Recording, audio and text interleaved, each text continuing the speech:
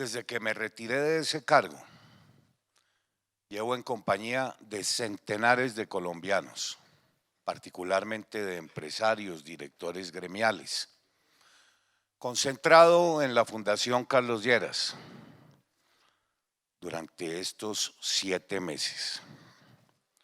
Hemos terminado ya, después de centenares de horas, 25 documentos de política pública que iremos presentando a lo largo de las próximas semanas.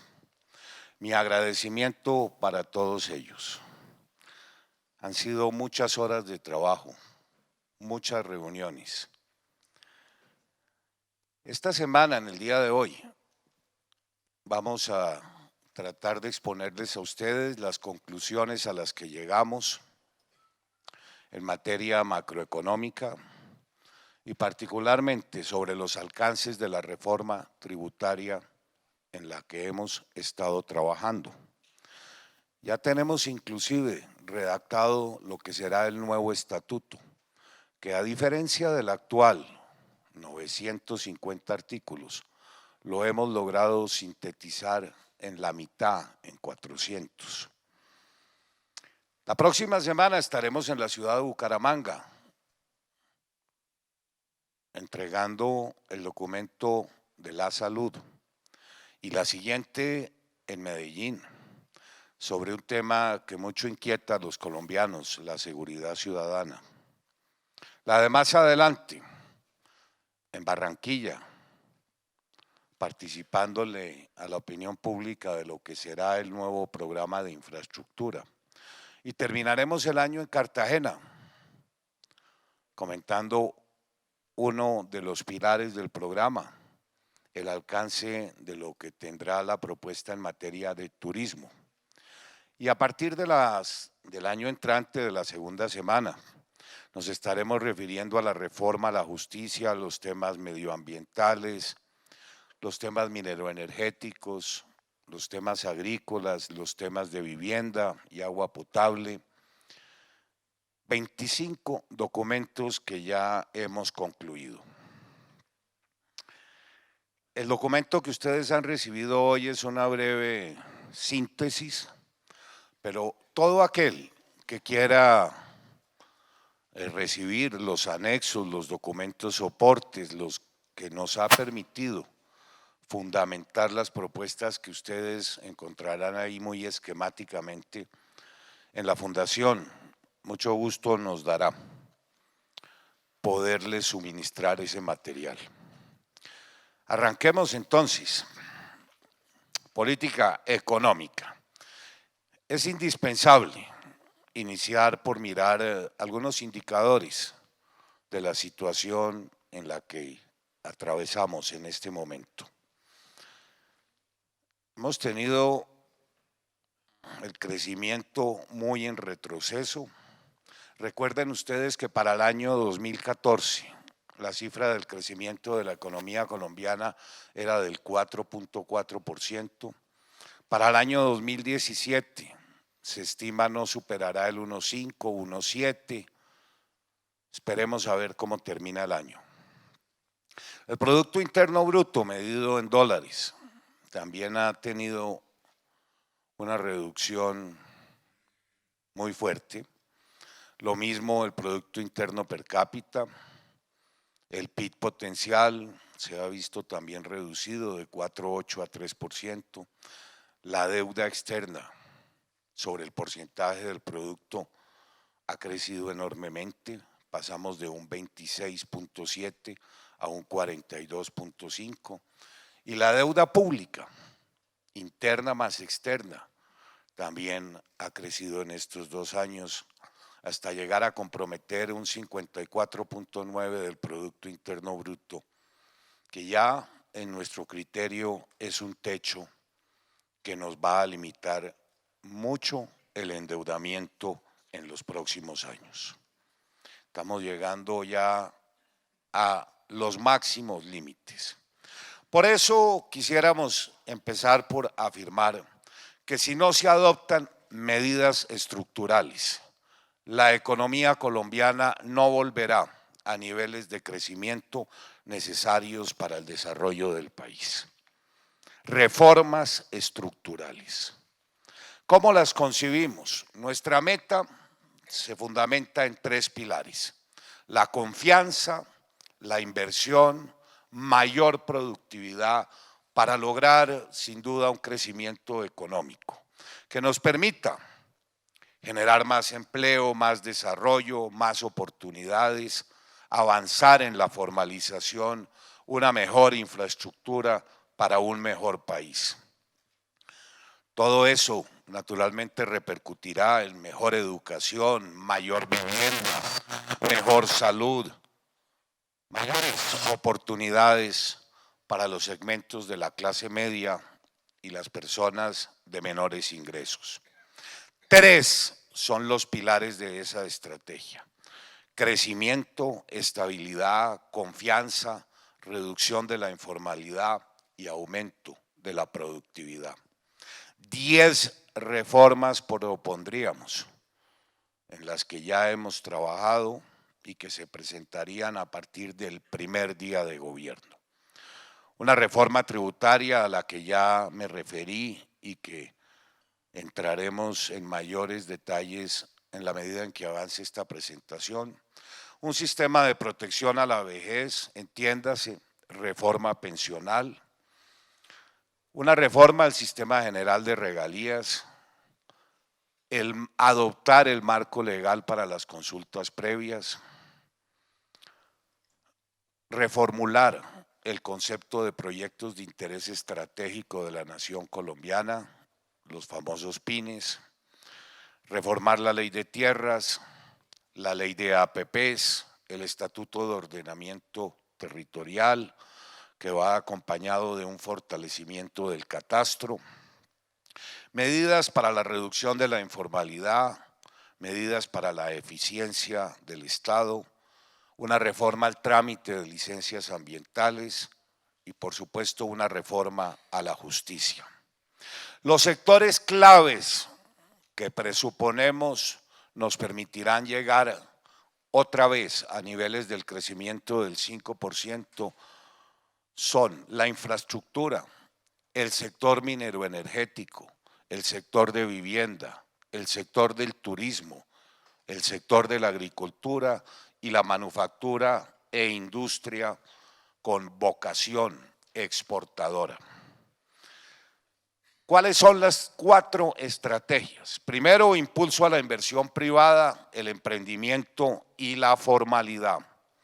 La segunda, fortalecer sectores claves de la economía, que ya mencioné. Apoyo a sectores con alto potencial y avanzar en la diversificación del aparato productivo. Tercero, asegurar los resultados de la inversión social. Y cuarto, un gobierno cercano, moderno, eficiente y sobre todo transparente. 3 son los grandes retos que nos hemos impuesto: un crecimiento económico cercano al 5%, generar en los próximos años más de 1.200.000 empleos formales y tercero, reducir la carga tributaria para los negocios en Colombia, cercano a un 30% de tasa impositiva sobre las utilidades. Miremoslas en conjunto.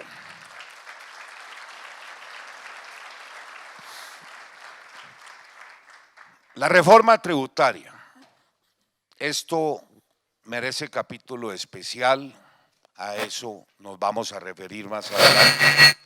El sistema general de regalías. Después de aprobada la reforma del sistema general de regalías, ha sido tan engorroso la aplicación de la misma que hay que reformular todo el trámite burocrático que hoy impide que en la mayoría de municipios y de departamentos del país estos recursos se puedan ejecutar con transparencia y en tiempos. Imaginen ustedes que estamos consumiendo más de 300.000 millones de pesos en la sola reunión de los más de 1.100 OCATs que funcionan a nivel municipal. Lo mismo podríamos decir de aquellos que operan a nivel departamental. Todo el sistema para la ejecución de los recursos provenientes de las regalías se ha vuelto en un gran obstáculo, más que en un estímulo a la ejecución de proyectos. La reforma a la ley de las APPs también es indispensable. Tan solo 12 proyectos relacionados todos ellos con infraestructura han sido tramitados y aprobados desde la implementación de la figura de las alianzas público-privadas en Colombia. Cuando el país más lo necesita, ante la estrechez fiscal, es cuando más deberíamos estar apelando al sector privado. Pero después de varios años de vigencia, no ha sido aprobada una sola APP, ni en el sector educación, ni en el sector salud, ni en algo tan relevante como sería el sistema penitenciario.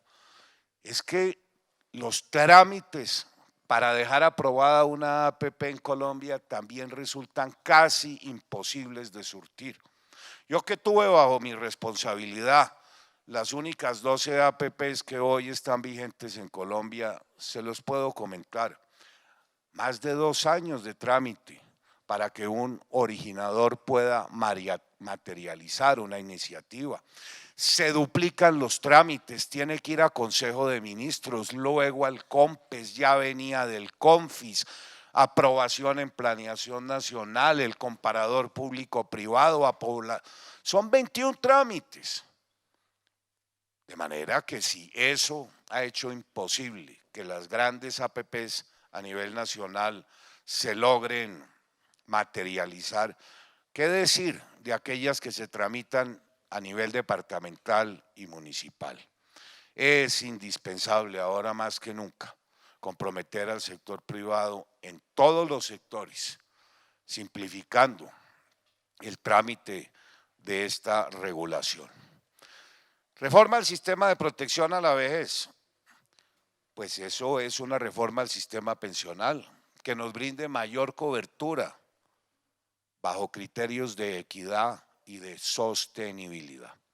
Sobre este tema, la reforma pensional, sobre los temas de industria y de comercio exterior, nos hemos dado a la tarea de preparar documentos separados que iremos también presentando por la complejidad de los temas en las próximas semanas y que ya están terminados.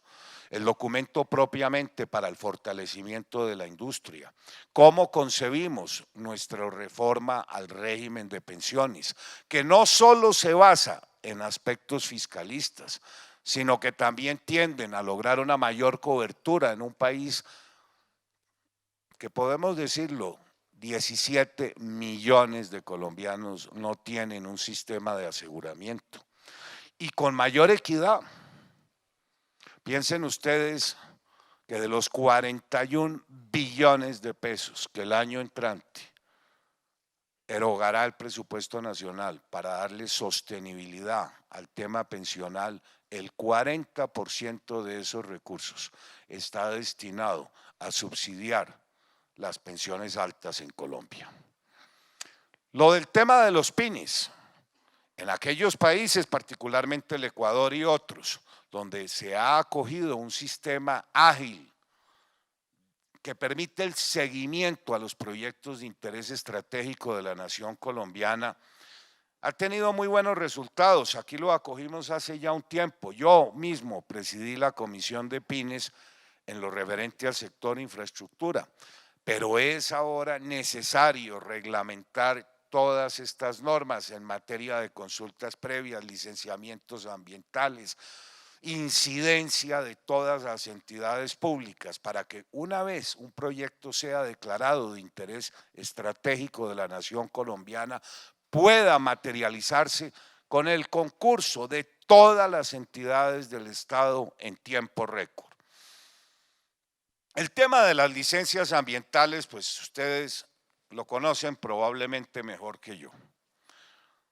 Nadie quiere que los proyectos se ejecuten en Colombia de manera indebida. Todo es posible hacerlo con garantías de sostenibilidad del medio ambiente.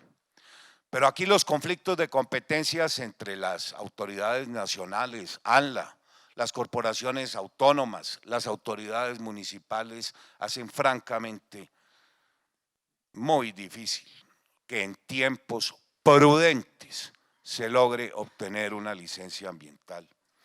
A mí me atribuyen la expedición de los mal llamados decretos express en materia de licenciamiento ambiental. Y sí, en parte es cierto. Mucho me preocupé porque todos los trámites de licencia ambientales se surtieran bajo principios de oralidad, de inmediatez, de concentración de la prueba, para que este camino tortuoso, en donde los funcionarios tienen enormes discrecionalidades, cada vez que se vencen los tiempos, acuden a la solicitud de nuevos requisitos. Esto francamente ha hecho que proyectos de gran interés para la nación colombiana tarden años en poder surtir sus trámites. Y una vez que los cumplen, terminan siendo derogadas estas licencias a través de un titular de prensa. Numerosas demandas está enfrentando la nación colombiana ante tribunales internacionales por haber procedido en esta forma. De manera que el tema del licenciamiento ambiental y el tema de consultas previas no puede ser hoy la gran talanquera y el obstáculo para que podamos avanzar. Y a las consultas previas también me quiero referir. Llevamos 3 años con un proyecto de ley estatutaria radicado en el Ministerio del Interior, que fue concertado con prácticamente todos los gremios de la producción en Colombia. Piensen ustedes que hoy el tema de las consultas previas no tiene ningún asidero en la Constitución ni en ninguna ley de la República. Los compromisos que Colombia adquirió para que adelantáramos consultas previas fueron el resultado de un viaje de unos funcionarios a la OIT, donde suscribieron un convenio que nos vinculó a ese tratado internacional. Yo era poco partidario de que se reglamentara la materia. Hoy veo la necesidad de hacerlo a través de una ley estatutaria que inexplicablemente lleva 3 años sin haber sido presentada al Congreso en el Ministerio del Interior. ¿Y para qué eso? Pues para que se determinen los efectos vinculantes de esas consultas, los costos, los interlocutores. Pero no podemos permitir que algo que puede ser muy loable, como es el de consultarle a las comunidades afrocolombianas e indígenas, la conveniencia o no, las compensaciones sociales que vayan a tener lugar en sus territorios cuando se adelante a un proyecto que los pueda impactar, en lo que yo conozco se ha vuelto en buena parte un mecanismo de chantaje para trasladarle al inversionista sobrecostos que no aceptan los proyectos.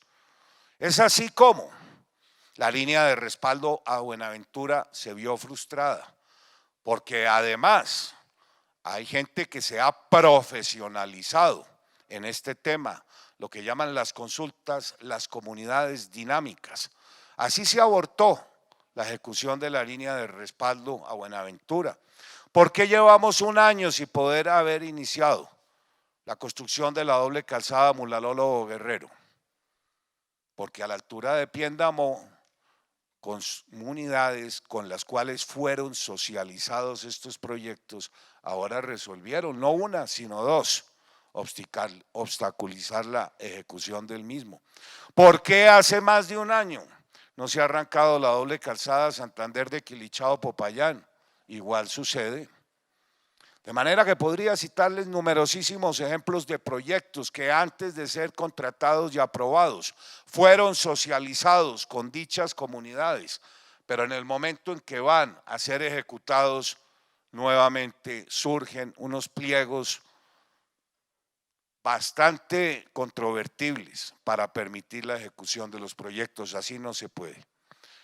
Además, con el traslado de unos sobrecostos a los inversionistas que harán prácticamente imposible que nuevos proyectos, particularmente en materia de represas, se puedan adelantar en este país. Aquí veo a varios santanderianos, doctor Alfonso, doctor Marín. ¿Ustedes saben cuánto fueron los sobrecostos de la represa de Hidrosogamoso? 1.3 billones de pesos en costos no relacionados con la construcción de la presa ni del complejo hidroeléctrico. De manera que este sigue siendo hoy un gran obstáculo, una barrera que debemos reglamentar. ¿Y cuáles son los sectores que proponemos como estratégicos? Pues el sector de infraestructura, cuya puesta en marcha de la fase 1 representó compromisos por más de 60 billones de pesos. El sector de infraestructura, como algunos lo saben, es lo que nos va a permitir en el cortísimo y mediano plazo cambiar los costos logísticos, reducir los costos logísticos y mejorar la competitividad. Y en nuestro programa de infraestructura fase 2 somos aún más ambiciosos en aquel que se presentará en la ciudad de Barranquilla. De manera que seguimos apostándole a un gran desarrollo en el sector de infraestructura. El sector minero energético, tan vilipendiado en estos días, ha sido objeto de muchas horas de deliberación en la Fundación. Todo el mundo cuestiona a los sectores extractivos y petroleros. Pero tenemos que reconocer que esto es lo que nos ha permitido tener una caja como la que tuvimos en años anteriores. Cuando la caída del barril del petróleo, cuando se vieron afectados por diferentes razones, muchos de los proyectos en materia petrolera y minera, en un año y medio perdimos exportaciones por más de 20.000 millones de dólares. Yo hacía parte del gobierno cuando esta situación se presentó y nos vinimos a dar cuenta de una durísima realidad. El 50% de todas las inversiones del sector central del Estado colombiano tienen origen en estos recursos. De manera que muy fácil señalar hoy que hay que ser enemigo del sector, pero el único o de los pocos sectores que nos pueden recuperar la estabilidad fiscal y la caja estará dependiendo de esto. Y lo abandonamos por muchas razones, entre otras los temas de consultas previas. Y ahora algo que ha surgido inexplicable, el de las llamadas consultas populares. Cuando yo estuve en la Facultad de Derecho, me enseñaron en el primer año que desde 1936 habíamos introducido en la Constitución colombiana que el patrimonio y el subsuelo le pertenecía a toda la nación, y una reciente sentencia de elaboración jurisprudencial un siglo después nos indica que no es así, que los alcaldes de los municipios más pequeños ahora tienen la facultad de dictaminar cuál va a ser la suerte del uso del subsuelo en unas mal llamadas consultas con poca participación. No podemos permitir que esto sea así. Y dentro de la ley de reforma al sistema general de regalías, para rebalancear las cargas y hacer más atractivo que en algunas regiones se estimule al sector minero energético, estamos también introduciendo una cláusula. Aquellos municipios que adopten medidas como estas estarán excluidos del sistema general de regalías.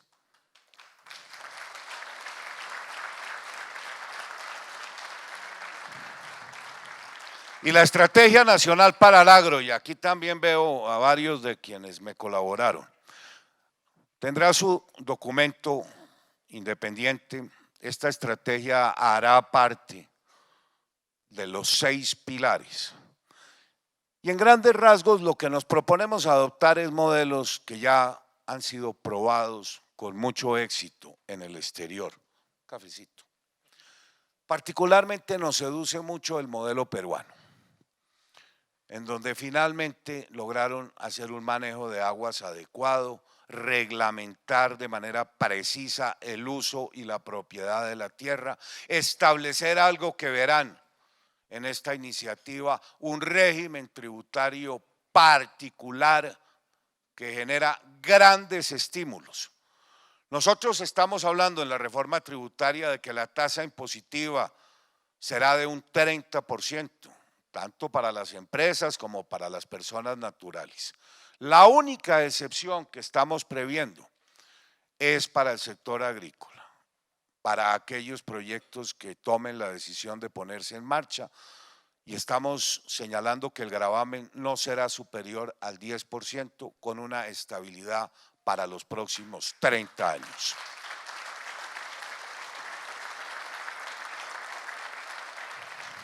La política integral del turismo también es otra de nuestras grandes banderas, porque encontramos en el turismo que es un sector que nos puede ofrecer un potencial de crecimiento en el cortísimo plazo enorme.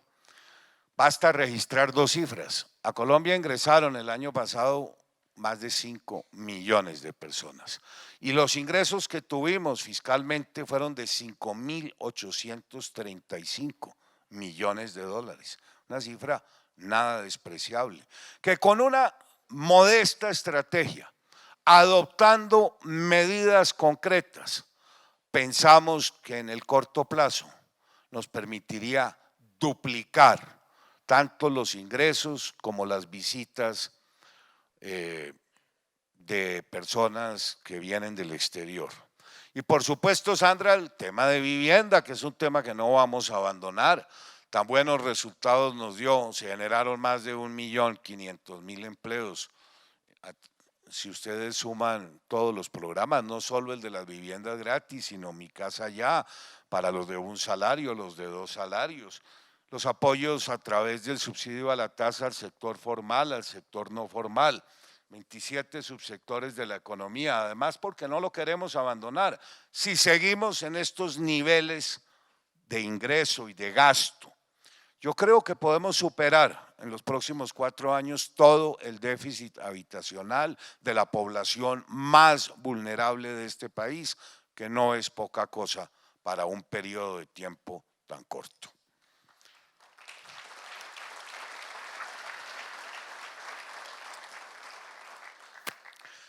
Los temas de mejor economía relacionados con la mejor calidad de vida comprenden los temas de educación y de salud, que también serán objeto de presentaciones individuales. Hoy baste señalar que estamos gastando el 13% del Producto Interno Bruto, cifra no menor, en uno y otro sector. Creemos que podemos optimizar ese gasto. Creemos que hay que intervenir también en el régimen de subsidios, que como bien lo señaló Planeación, en algunos casos es muy distorsionado. De manera que esto serán consideraciones a las que nos referiremos próximamente. Pero sí, la línea en que pretendemos avanzar en materia de salud es buscando oportunidad, cobertura y calidad. Y en educación, la universalidad, la pertinencia y la calidad de la misma. Un gobierno cercano. Bueno, a eso ya me he referido. La eliminación de los sobrecostos de tiempo, de recursos, de trámites para crear empresas. Y además, la formalización de las mismas. Déjenme hacerles alguna consideración, también propia de mi formación. Cuando yo estudiaba en la Facultad de Derecho, me enseñaron una premisa que no opera en el país.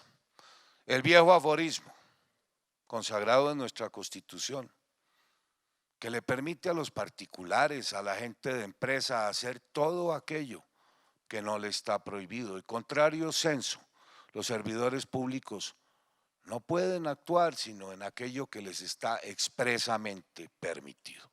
Aquí eso se trastocó todo.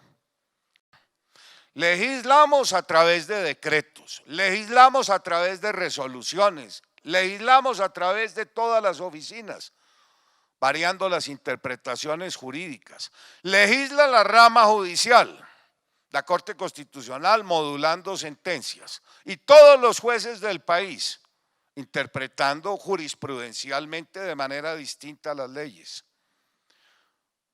Por eso yo tuve a bien en los últimos años ser el autor de la ley 190, que en ejercicio de facultades extraordinarias suprimió más de 1.100 trámites.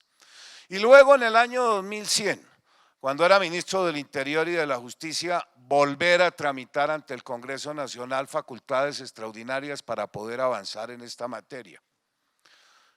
Y hoy veo con gran frustración, más nos tardamos en sacar las facultades y en expedir los decretos antitrámites a que la burocracia colombiana volviera a restablecer de una u otra manera tal requisito para obtener cualquier licencia, cualquier aprobación, que es algo en lo que tenemos que trabajar. Aquí todo está sobreregulado, hay que simplificar las reglas.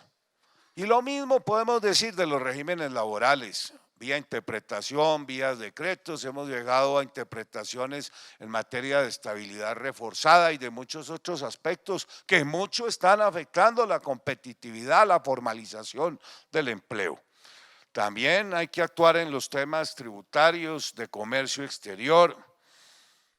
Y yo creo que sobre esto vamos a trabajar intensamente. Necesitamos un Estado, un gobierno, como siempre se ha dicho, amigo del ciudadano, socio del ciudadano, del empresario, y no lo que estamos presenciando hoy por hoy. Y claro, una gran reforma a la justicia, díganmelo a mí. Llevo tantos años de frustraciones. Recuerdo bien en el año 2010 que presenté una gran reforma sobre la cual muchas horas nos dedicamos a estudiarla. Una reforma que estaba fundamentada en 3 principios: seguridad jurídica, que es otro pilar que hoy añora Colombia, descongestión y acceso y buena administración de la rama. Tenemos un documento en materia de reforma a la justicia que vamos a presentar pronto, pero quisiera detenerme un par de minutos. ¿Cómo hubiera sido de útil que esa reforma no se hubiera malogrado en su trámite en el año 2010? Cuando terminamos la primera vuelta, era una reforma constitucional, se escindieron los ministerios de Justicia y del Interior. Yo me quedé responsable solo de los asuntos del Interior. Bueno, relévenme de comentarles en qué terminó eso. Terminó en el antejuicio del secretario general del Senado, unas barbaridades, y se frustró ese esfuerzo. ¿Qué estábamos pensando en materia de seguridad jurídica? Pues esa reforma contemplaba, entre otras cosas, llevar a norma constitucional la posibilidad de que el precedente judicial, el precedente jurisprudencial, sea fuente obligatoria de derecho en materia de interpretación de las normas legales. Muchos nos vanagloriábamos hace algunos años de la posibilidad de que cada juez interpretara según su leal saber y entender las normas. Eso ya hoy no resulta posible. Hay que ver la manera que jurisprudencialmente están fallando los diferentes tribunales. Requerimos con urgencia convertir el precedente judicial en fuente obligatoria de interpretación de la ley y además señalar requisitos de mayorías calificadas en las altas cortes para modificar la jurisprudencia vigente. Necesitamos imponer orden en los temas de tutela.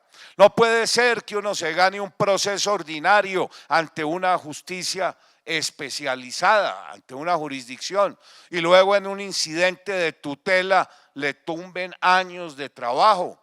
Hay que dirimir el choque de trenes de una vez por todas entre las altas cortes y la Corte Constitucional, cualquiera sea la decisión que se adopte, si bien unas son órganos de cierre o lo es en algunos casos la Corte Constitucional. Hay que avanzar en que las reformas tributarias y las reformas penales tengan casi el carácter de estatutarias para que no entren a regir, sino después de haber pasado el control de constitucionalidad. Necesitamos avanzar mucho porque este país, uno de los pilares en los que tiene que fundamentar su desarrollo, óiganme bien, es en materia de seguridad jurídica, sobre la interpretación de las leyes y en la forma en que se han de dirimir los conflictos entre particulares y de particulares con el Estado. Mientras eso no sea claro,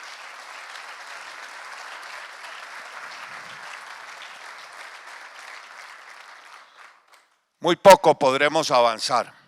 Y en materia de descongestión y acceso también hay que avanzar, y la reforma a la justicia que proponemos actúa decididamente en esos frentes. Mucho se puede hacer. La del 2010 preveía figuras exitosas en otros países, la de abogado a tiempo parcial, introducir en Colombia el concepto de proceso espejo, limitar las apelaciones y los recursos. Es mucho lo que se puede hacer.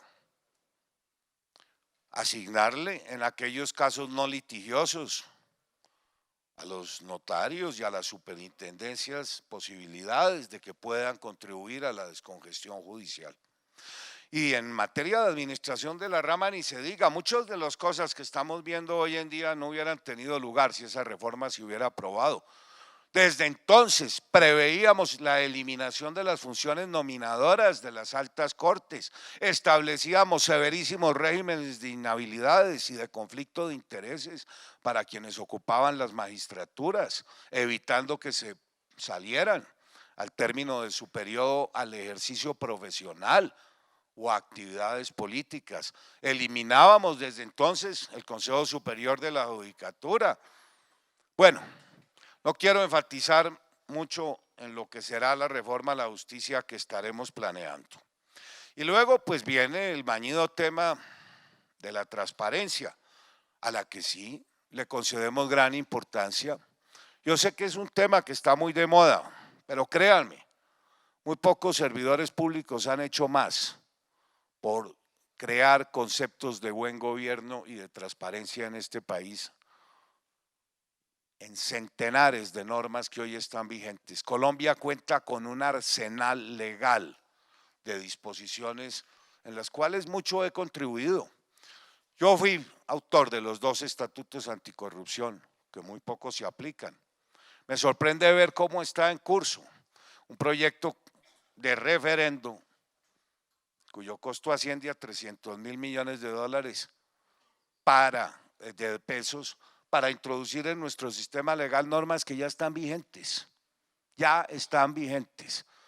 ¿O ustedes creen que hoy un contratista que sea sancionado, o un servidor, o un contratista, por haber cometido un delito contra la administración pública queda enervado de por vida? Es una inhabilidad perpetua.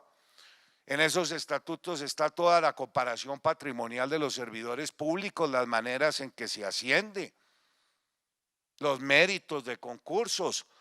Además, con ponencia mía se aprobó una ley de la cual no se ha hecho uso, que es la de extinción de dominio, solo en el caso de los bienes de narcotraficantes. Pero la acción de extinción de dominio, una acción real, no sujeta a la tarifa probatoria en materia penal, también se aplica para todos los delitos contra la administración pública. Muy poco uso de esa figura se ha hecho en Colombia. Tenemos, les repito, todo un arsenal. Me gastaría horas comentándole el alcance de normas que ya hoy rigen en Colombia. Pero lo que sí les puedo comentar es que el buen ejemplo y las buenas prácticas es lo que el país necesita. Cuando yo he tenido la oportunidad de coordinar la ejecución de inversiones públicas, como ocurrió en vivienda, no solo cambiamos la modalidad de contratación, casa entregada, casa pagada, 0 anticipos, 0 adiciones. No tuvimos un proyecto siniestrado. Cuando yo llegué al Ministerio de Vivienda encontré 250 proyectos siniestrados. Aquí no se hacía vivienda, aquí le robaban la plata a la gente, aquí no entregaban a tiempo en vivienda de interés social. No fue sino cambiar la modalidad de contratación y exigir parámetros y transparencia en la asignación de las licitaciones públicas para que todo en el sector cambiara. ¿O cómo creen ustedes que pudimos entregar 2.500 acueductos terminados y alcantarillados? Porque también cambiamos la modalidad de contratación.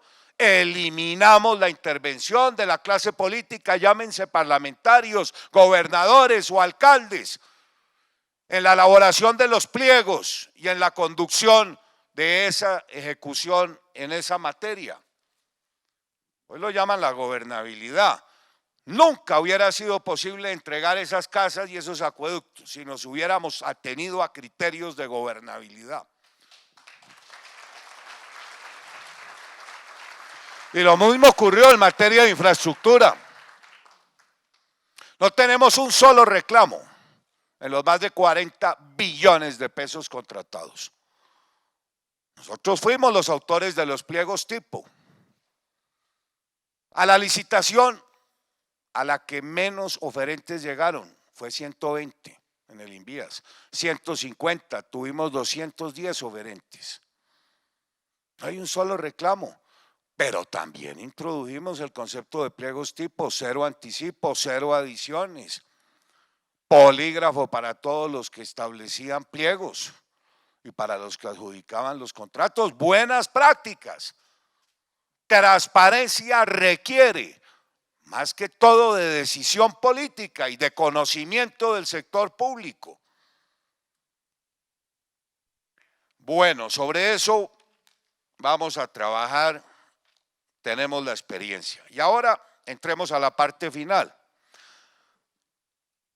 Este país, lo crean o no, en los últimos 30 años ha aprobado 56 reformas o modificaciones al estatuto tributario. Eso les promedia más de 2 por año. El resultado, que hoy tenemos una de las tasas impositivas más altas en el mundo. 69.8%. Esto nos genera una carga tributaria excesivamente alta, que naturalmente está afectando la competitividad y el crecimiento del país. Es insostenible.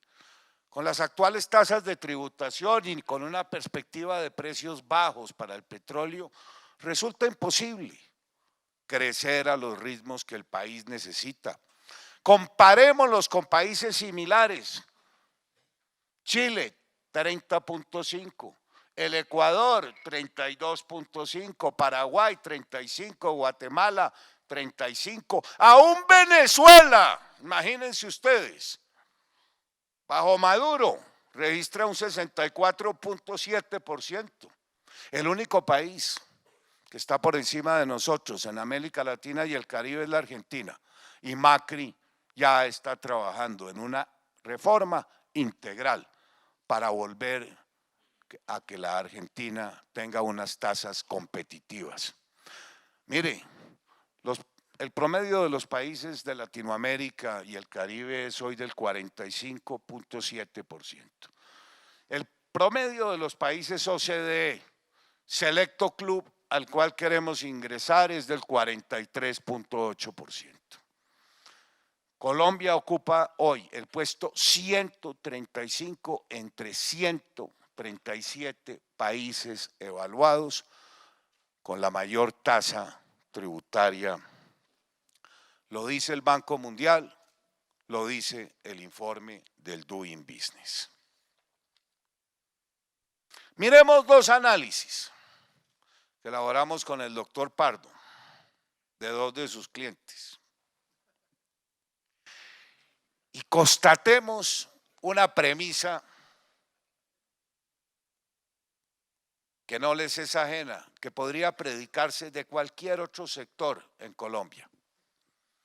Concesionario de vehículos, ventas 100.000, costos y gastos 95.600, utilidades antes de todo impuesto 4.300, impuestos sobre la renta y el CRE 896, ICA 4 por 1.000, riqueza predial 1.600, aportes para fiscales y a la seguridad social 832. Total de impuestos y aportes 3.393, utilidades después de impuestos y aportes 913, tasa efectiva de tributación del concesionario Chevrolet de vehículos 79%. Tasa efectiva de tributación sin seguridad social 74%. Cadena de supermercados. No hay que ser un mago para saber a quién nos referimos, ¿no? No sé si esté por acá.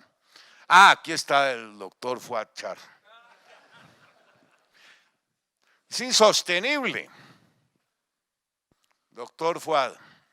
Y miren aún los desequilibrios que hay entre una y otra. Esto prácticamente es confiscatorio. Y esa es la realidad de gran parte de los sectores productivos del país. Eso es lo que explica el éxodo que hemos tenido en estos años. Más de 5.500 colombianos renunciaron a su nacionalidad. Otro tanto no renunciaron, pero se fueron a situar como terceros fiscalmente a terceros países, como residentes fiscales. Hemos tenido el éxodo más grande de capital y de personas que el país tenga conocimiento, no más. Hoy, cuando venía para acá, encontré en portafolio incertidumbre política, y le faltó decir tributaria, impulsa la inversión de colombianos en Estados Unidos. En el primer trimestre del 2017 aumentó 240%. Asesores de inmigración dicen que solicitudes de visa han crecido 32%. Estamos viviendo este éxodo, tanto de personas naturales como de empresas. Es que este país con 16 tratados de libre comercio no puede seguir con semejante tasa impositiva, con países con los cuales tenemos hoy libre comercio. Muchas de las empresas, Mazda, Michelin, han preferido irse a llevar sus fábricas a México y desde ahí mandarnos producto terminado o casi terminado. No resulta sostenible este éxodo, hay que frenarlo. Y no lo lograremos hasta tener unas tasas impositivas competitivas, a lo menos con quienes hoy tenemos tratados de libre comercio. En la esperanza de poder atraer siempre y cuando las normas tributarias tengan cierta estabilidad, de que quienes se fueron regresen. Y si eso podemos predicar de los colombianos, ¿qué será de los inversionistas extranjeros?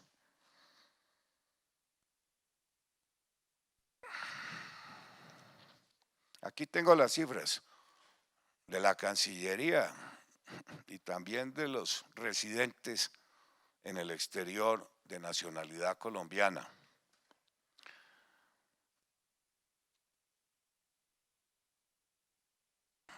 El otro tema que ya les irá dando unas puntadas sobre el sentido de nuestra reforma tributaria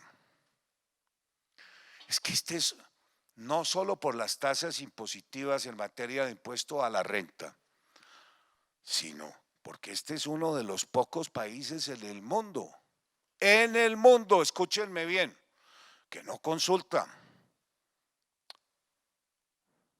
como no lo hace la imposición de ciertos tributos, como lo ha sido el impuesto al patrimonio, el impuesto a la riqueza, impuestos que gravan el patrimonio. Usted en los Estados Unidos, doctor Gabriel, puede tener $1.000 millones y no tributa sino sobre sus utilidades anuales. Y lo mismo ocurre en el resto del mundo. Pero aquí con impuesto al patrimonio, a la riqueza, o para no ir más allá, la presuntiva, que es otra de las normas que quisiéramos eliminar, está gravando indirectamente el patrimonio y eso nos hace muy poco competitivos con este tipo de gravámenes antitécnicos. Ya nos referíamos al cierre de las empresas. 80 billones de pesos deja de percibir el fisco en Colombia. Por eso el segundo principio, el primero es no gravámenes antitécnicos. El segundo principio es que vamos a tener que poner en marcha un plan de contingencia para lograr a lo menos en los siguientes 4 años que gran parte de estos 80 billones de pesos que hoy deja de tributar, hoy deja de recibir el Estado colombiano, ingresen formalmente a percibirse. Llevamos toda la vida oyendo a todos los ministros hablando de la evasión y de la elusión. Bueno, en el trabajo que hemos venido haciendo hay también un plan de contingencia. Tenemos una de las administraciones de impuestos más desuetas. En una valoración que se hizo a nivel mundial, peor no está sino la administración de impuestos de los Emiratos Árabes, que no necesitan recaudar nada. Seguro. Pero aquí llevamos toda la vida oyendo y hablando de que todas las reformas tributarias vienen con un ingrediente de gestión y eso nunca se ha hecho. Estamos previendo 1 billón de pesos adicionales para la DIAN, que le permitiría tener 1 millón de actuaciones administrativas. Eso, por supuesto, acompañado de un instrumento también, del cual se viene hablando hace años, la factura electrónica.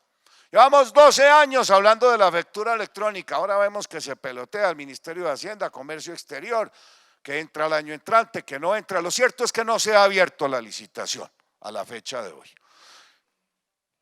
La factura electrónica sería un instrumento formidable para la DIAN y le permite al pequeño comercio también tener un elemento de caja, de financiamiento, factura descontable. Aquí lo que seguimos es grabando a los mismos, no aumentando la base, sino cogiendo a los grandes contribuyentes una y otra vez. Y así tampoco se puede. Por eso sostenemos que a pesar de que las acciones implementadas a lo largo de los últimos años para reducir el déficit no han tenido ningún resultado. ¿O cómo se explica que ya estemos en un 4% de déficit sobre el Producto Interno Bruto en el año 2016? ¿Cómo se explica? Como ya también lo veíamos, que el endeudamiento público no financiero representa el 54.9% del Producto Interno Bruto. Bueno, y hablemos ahora de otra cosa. Anda en los Estados Unidos en trámite una reforma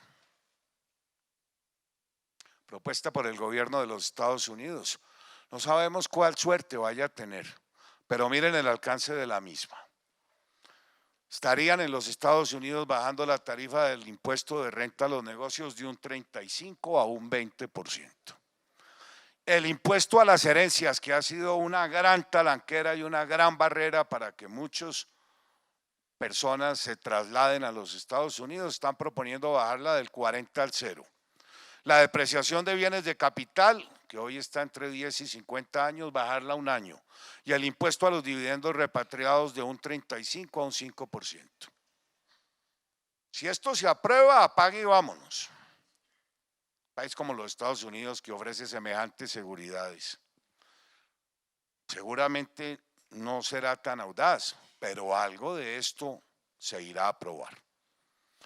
Lo señalo como un elemento más de que no nos podemos seguir aislados, no solo de quienes hoy son nuestros competidores, sino de un país como los Estados Unidos. Ya vamos a terminar. 10 fallas encontramos que hay que corregir. El IVA no descontable sobre los bienes fiscales, los aranceles a las importaciones de bienes de capital, el gravamen a los movimientos financieros, 4 por 1000, el impuesto de industria y comercio, que es confiscatorio y en cascada para muchos negocios, el impuesto de registro, la proliferación de estampillas que carecen de justificación y que en algunos departamentos representan hasta un 12%, la renta presuntiva, por las consideraciones que ya les hice, el impuesto a la riqueza, sí, yo sé que ya se abolió, pero eso han dicho todos los gobiernos. Y el actual la dejó hasta el 2017. La tarifa nominal del impuesto de renta, que hay que reducirla a un 30%, la no deducibilidad de costos y gastos. Esas son las 10 fallas que encontramos. ¿Qué debemos hacer?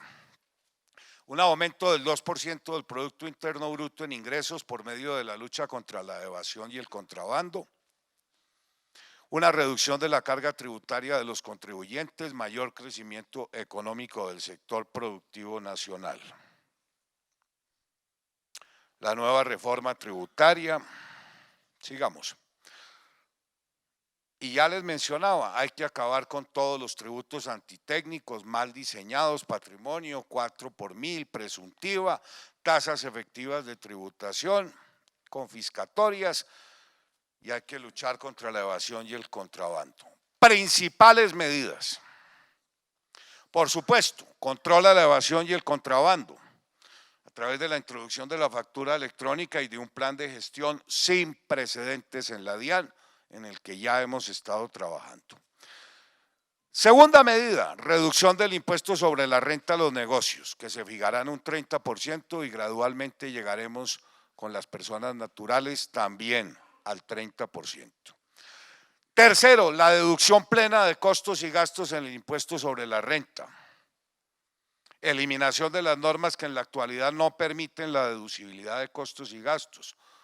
Para las empresas, el 4 por 1000, hoy solo deducible a la mitad, el impuesto a la riqueza, que no era deducible, parte del endeudamiento, hoy no es deducible, del endeudamiento proveniente de pasivos. Cuarta medida, cero gravamen a los dividendos. Se elimina el gravamen a los dividendos y participaciones de sociedades. Quinta medida, cero gravamen a la utilidad en venta de acciones y de participaciones.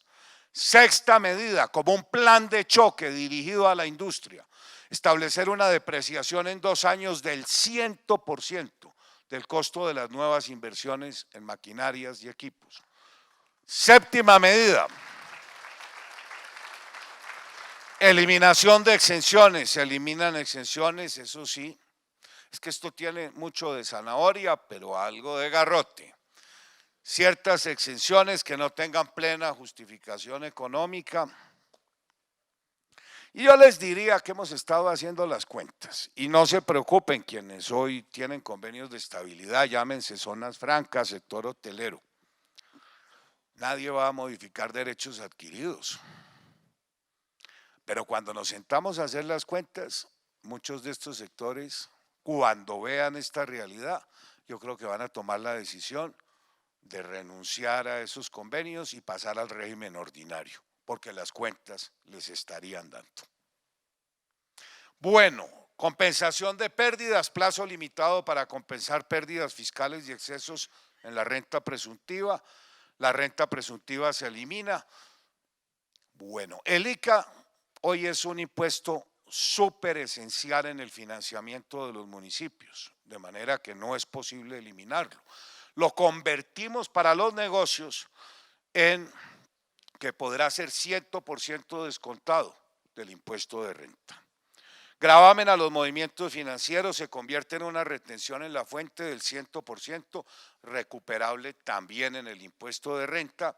12avo, incentivos a las empresas agropecuarias a las que ya me referí, que no serán más allá del 10%, incentivos a las inversiones a extranjeros, desgravamen total para las inversiones del portafolio que realicen extranjeros no residentes en Colombia, Tenemos muchos ejemplos, ya las normas le van a permitir a los fondos de pensiones chilenos venir a invertir en el portafolio de inversiones en Colombia. Esta era una barrera. El tema del IVA, eliminación de las categorías de bienes y servicios excluidos y la recuperación del 100% del IVA. Estabilidad de las normas, a eso me refería yo. Uno de los temas es cómo así lográramos que esta reforma se apruebe. ¿Qué confianza va a generar en un país que cada año, cada 2 años modifica su estatuto tributario? Aunque no tenemos una decisión final, hemos pensado en que probablemente si establecemos que una reforma tributaria tenga que ser discutida en 2 periodos, 2 legislaturas distintas, y solo pueda entrar en vigencia al año siguiente, vamos a eliminar todas las tentaciones de los ministros de Hacienda a estar contemplando cada año llevar una reforma al Congreso dependiendo de cómo vaya la caja coyunturalmente de la tesorería colombiana. La eliminación del impuesto de timbre y la simplificación del sistema, que era algo a lo que ya me refería. Nuestro estatuto tributario se simplifica a no más de 400 artículos. También del procedimiento tributario y por supuesto la sanción a los evasores. Esto con un régimen de transición estableciendo impuestos reales de no más del 30% y un régimen de transición y tiene que llevar a todos los sectores a formalizarse.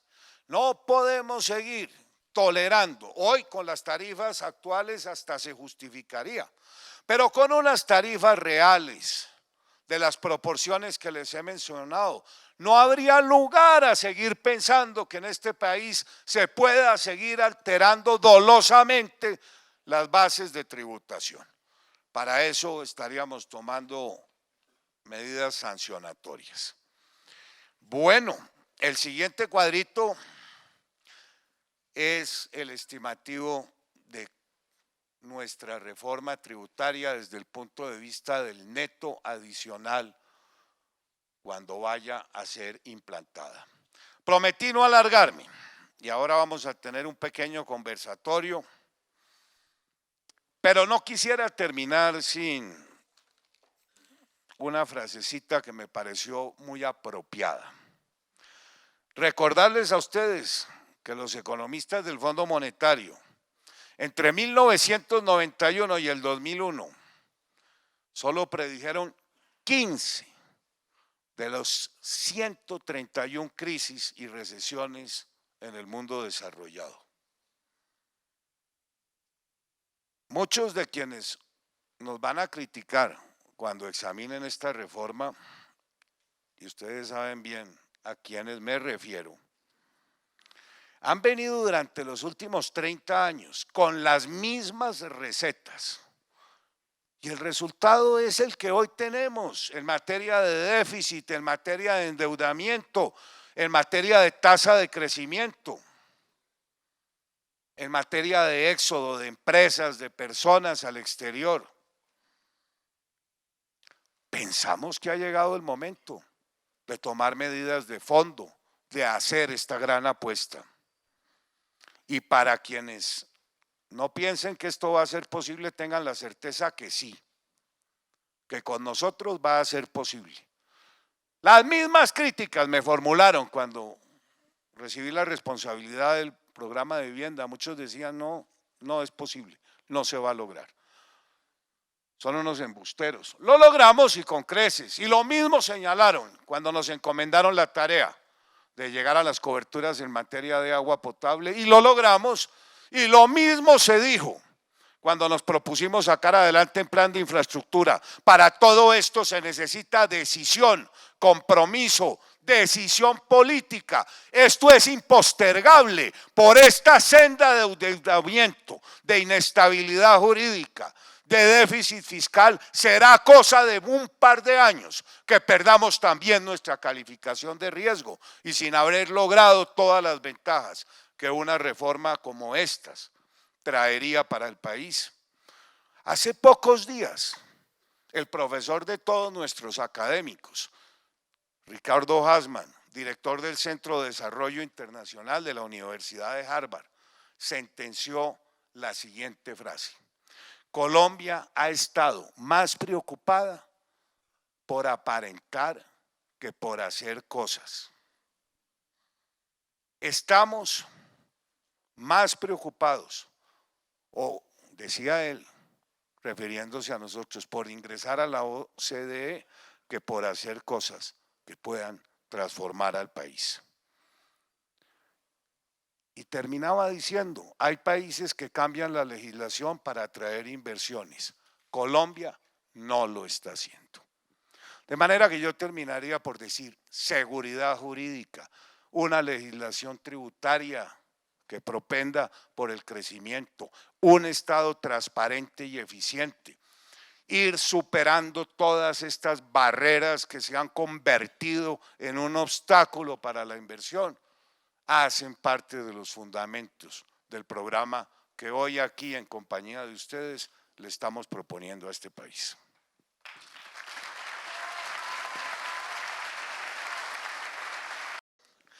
Bueno, yo quisiera darle la oportunidad a que algunos de ustedes intervengan, pero no sin invitar al doctor Santiago Pardo, que mucho me ha contribuido, al igual que muchas otras personas, a que nos absuelva algunas preguntitas ácidas que podrían surgir después de ver esta presentación. Y empezaría por recibirlo, agradecerle su concurso y formularle algunos interrogantes que sé que van a surgir. Empecemos, doctor Santiago. Ayer me abordó como un amigo y me dijo, eso que ustedes están proponiendo es lo mismo que hizo Bush, que fracasó en su momento en los Estados Unidos. ¿Qué podríamos comentar de esa afirmación? Esta propuesta que ustedes vieron resumida en 22 puntos es muy distinta de los tax cuts de Bush, inclusive muy distinta de la reforma de Reagan, porque en ambos casos esas reformas buscaban reducir el recaudo de la nación para generar más recaudos en cabeza del sector privado. Es decir, había una concepción en el sentido de que el Estado debe tener menos participación de ingresos y más en el sector privado. Eso implicaba automáticamente reducir los gastos en ambas oportunidades y eso no se hizo. Y las críticas centrales a la reforma de Bush es que bajó los impuestos, pero no redujo los gastos. Esta propuesta de reforma no busca bajar el recaudo, busca incrementar el recaudo en 2 puntos del PIB en el curso del próximo cuatrenio. Y de fondo lo que hace es redistribuir la carga. La posibilidad es muy sencilla, o se sigue con el sendero de seguir subiendo impuestos sobre los grandes contribuyentes o se trabaja sobre la evasión. Lo que se está haciendo aquí es precisamente trabajar sobre la evasión, pero al final el resultado neto es incremento de recaudos. Es decir, la gran diferencia es que hay un incremento de recaudos planteado y que se persigue, no podría ser de otra manera. Y si existen 80 billones de pesos de evasión, pues por Dios, con empresas con el 60% hay que bajar la tributación y ir a cobrar los impuestos. Lo que pasa es que el Estado nunca lo ha hecho en 30 años, nunca ha tenido un presupuesto adecuado, nunca ha tenido la tecnología. A propósito de eso, usted fue director de impuestos de una de las reformas que mejor recordamos, que fue la reforma del gobierno Barco. Parece muy similar y los resultados de entonces fueron sorprendentes. ¿Cómo comparamos el momento, doctor Santiago? Y además le formularía otra pregunta para que nos comente. Muchas de las personas que me han abordado mencionan el tema de que con una reforma como estas perderíamos la calificación internacional sobre la deuda colombiana. ¿Por qué no nos participa de su experiencia en esa reforma que el país recuerda como la gran reforma de los años 90? En el 86 teníamos una coyuntura parecida. tasas del 40% a nivel de las sociedades anónimas, tributación que hacía subir hasta el 63% la tasa sociedad-socio cuando se aplicaba sobre los dividendos, impuesto al patrimonio, declaración universal para casi todos los contribuyentes, funcionamos con un paz y salvo, 900 oficinas, recaudaciones locales para recaudar los tributos, y la propuesta en ese momento fue bajen la tarifa al 30%, quiten el impuesto a los dividendos, quiten la declaración a todos los asalariados, acaben el impuesto al patrimonio, acaben con el paz y salvo. El proceso, claro que tuvo una cantidad de detractores y en su momento previo, inclusive el propio Partido Liberal, que era el partido de gobierno, se opuso a la reforma con todos los fierros posibles.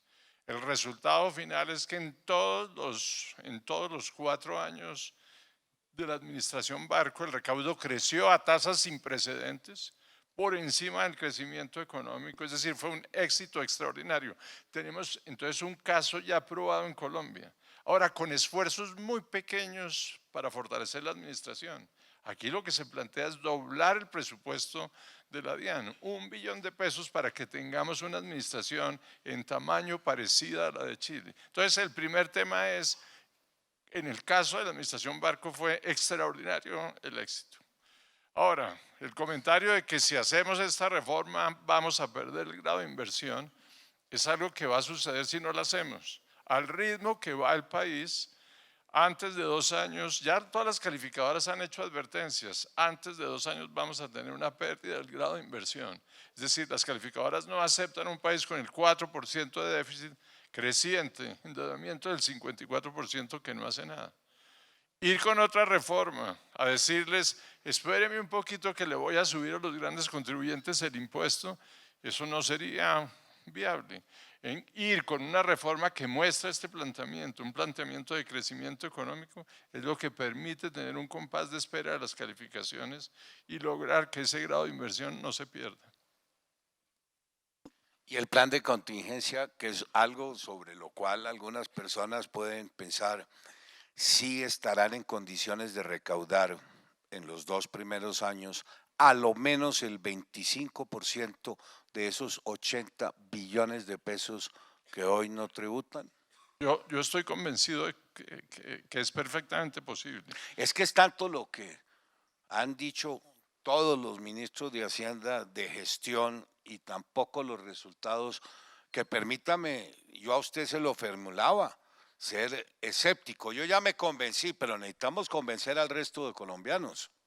No, yo entiendo la duda y entiendo que esta es una propuesta agresiva, que es una propuesta muy avanzada para localizar a Colombia en unos estándares de competitividad que lo hagan viable dentro del contexto internacional de un país con 16 TLCs. Pero le voy a decir una cosa, es que ningún ministro de Hacienda, de los últimos ministros de Hacienda, ha invertido en su administración porque tiene un expediente muy fácil que es la aprobación de una ley. Entonces el ministro llega, encuentra que hay un déficit, ay no, ponerme a contratar gente, mandar cartas, hacer la factura electrónica, aumentar los escáneres en la aduana. No, presentemos un proyecto de ley, 28 de octubre se aprueba, el 29 de diciembre creemos el impuesto a la riqueza o a la sobretasa y eso se aprueba y se le aplica exactamente a los mismos. Eso es lo que no puede seguir funcionando. Ahora, como lo hemos hecho con usted en detalle, los casos se conocen en cada sector dónde están los casos de evasión y dónde están los casos de contrabando. Se conoce quiénes venden sin IVA, quiénes facturan, quiénes no facturan, quiénes compran facturas falsas. Todo eso lo que hay que hacer es ir a hacer presencia de Estado. Es que no se hace. Se hacen los mismos contribuyentes. Usted sabe que el 90 y pico % de las actuaciones de la DIAN se concentran en los grandes contribuyentes. Eso no puede ser. Eso no puede ser. Entonces, yo estoy convencido de que si esto tiene decisión política, tiene recursos y tiene tecnología, como lo ha planteado usted en la propuesta, usted empieza a recaudar desde el primer año. Claro, con unas tarifas del 30% y con un régimen sancionatorio que sea fuerte, mucha gente va a decir, yo prefiero entrar al sistema, pagar mis impuestos y evitarme problemas y temas complejos de fiscalización. Convence, ¿no? A mí me convenció. Oiga, oigamos algunas opiniones de gente aquí que veo súper ilustrada. Doctor Gabriel Echavarría, muchas gracias por su asistencia. ¿Cómo advierte en principio esta propuesta? Pasémosle un micrófono. Vargas, muchas gracias por la oportunidad. Vine sin corbata en honor a su comentario sobre la burocracia. Pero en todo caso, sí, si seguimos con los problemas de control excesivo sobre decisiones, pues no vamos a ir a ningún lado. Yo me recuerdo muy bien de la reforma de Barco porque me tocó vivir en esa época y vi cómo subieron los ingresos sustancialmente. Me recuerdo viendo unas curvas muy importantes. Se lo di como ejemplo al presidente Uribe. Incluso en unas reuniones que tuve con el presidente Uribe y con mi padre, donde fue invitado, le hice 2 propuestas que vi que finalmente… Pero veo que concordamos. Exactamente. Oiga, y aquí veo al presidente de Argos, a quien usted se refirió. ¿Quisieras hacernos algún comentario? Pues, a ver, yo diría lo siguiente, a mí me parece que el mundo entero está pasando por una década absolutamente de cambio.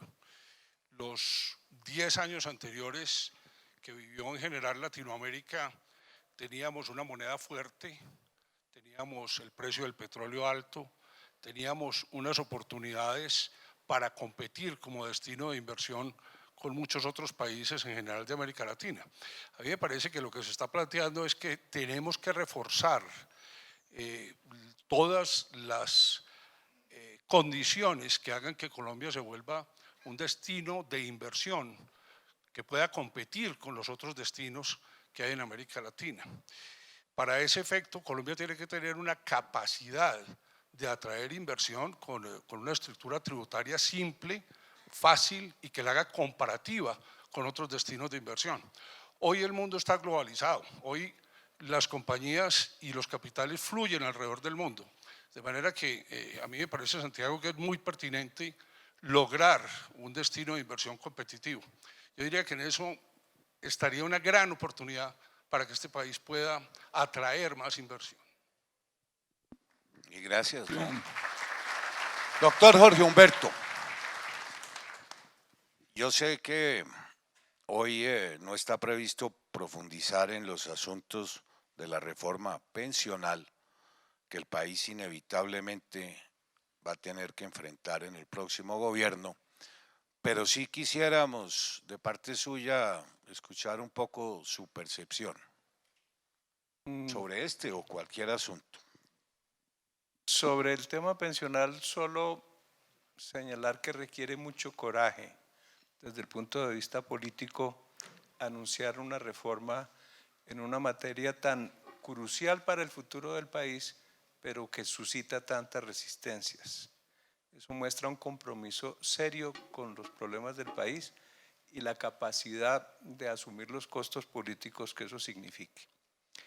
En ese mismo orden de ideas y extrapolando a partir de ahí, yo quisiera decir que lo que el país requiere en este proceso electoral que estamos entrando son propuestas serias, rigurosas, producto del análisis, de la reflexión y de la experiencia. En ese contexto, lo que usted nos ha presentado esta mañana, Germán, es muy valioso para el país, para el nivel del debate electoral, y creo que esa es una contribución por sí sola sumamente significativa. Como usted nos invitó a hacer algunos comentarios sobre la presentación en materia tributaria, pues voy a hacer una. Puede que no tenga razón, pero contribuye al debate. Y es la idea de generar incentivos o recompensas fiscales a la inversión extranjera de portafolio. Mi impresión, para que Santiago lo rebata, es que donde hay que apuntarle es a la inversión extranjera directa. En la actualidad los flujos de inversión extranjera de portafolio, que es la inversión financiera, son abundantes. Y dada la gran liquidez mundial existente, yo no pensaría que vayamos a tener restricciones en los flujos de inversión de portafolio si mantenemos políticas macroeconómicas adecuadas, como es lo que hay que suponer. De pronto, poner ese énfasis en la inversión extranjera de portafolio nos traiga flujos adicionales por esa vía, y eso tiene dos peligros. O seguirla manteniendo como No se jalonador. preocupe, ya convencí aquí al doctor Ya. Pardo de que el IVA en vivienda de interés social será totalmente descontable. Ya me había dicho que sí. Si no, nos vamos a paro todos. No, pero la verdad es que la vivienda, usted ya habló, eso son lecciones aprendidas, ha mostrado la capacidad que tiene, no solo para jalonar los 30 subsectores, sino para de verdad pegarle al déficit. Ya llevamos un desarrollo importante en estos años.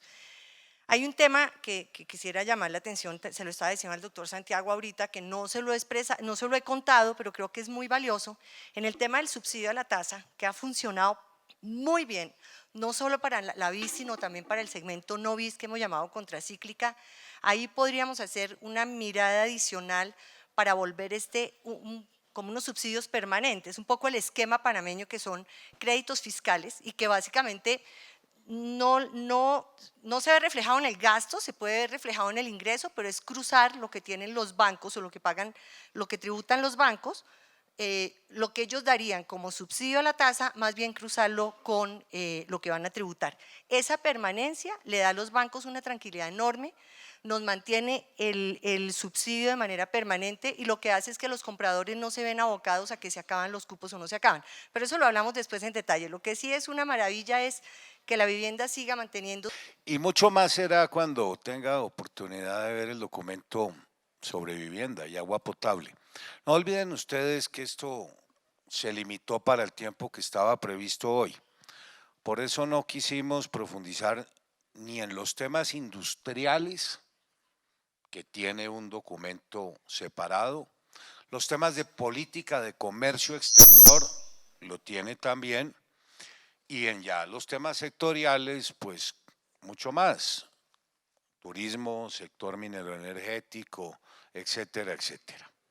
Pero con las bases de datos que tomamos para esta convocatoria, tengan la seguridad que así no puedan estar viajando a todas las ciudades del país, que serán objeto de este tipo de presentaciones, les estaremos enviando permanentemente toda la documentación. Bueno, quisimos ser muy breves, de manera que lo único que tengo es motivos de agradecimiento para todos ustedes, para quienes hoy se tomaron el trabajo de venir a acompañarnos, y para quienes a lo largo de todos estos meses, de manera discreta y prudente, nos han estado prestando su concurso. Han sido muchas horas de trabajo, más de 55 reuniones, en donde personalmente he tenido la oportunidad de familiarizarme con algunos temas con los que estaba desactualizado. No en este, porque si ustedes no lo conocen, mi tesis de grado como abogado fue en el año 80 y pico, inversión extranjera en Colombia y tributación, para quienes no lo supieran. Gracias.